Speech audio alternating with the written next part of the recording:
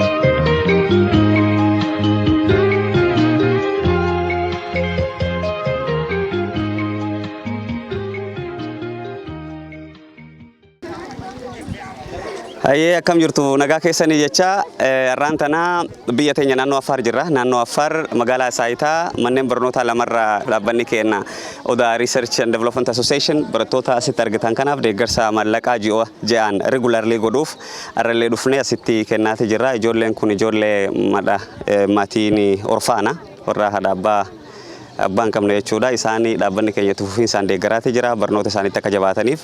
Ijoolleen kun ijoollee barnoota barachaa jiranii deeggarsi gara biraas ammoo ni barbaachisa. Dhaabbanni keenya komitmentii naannolee biyya teenyaa hedduutti Affaaritti, Sumaaleetti, naannoo Oromiyaatti fi bakkoota biraa hundatti orfaana gargaaruuf qabu. Akkasuma hojii humanitariyaanii roga biraa deeggaruuf qabu komitmentii isaa jabeessee kan itti fufuu ta'uu isaati.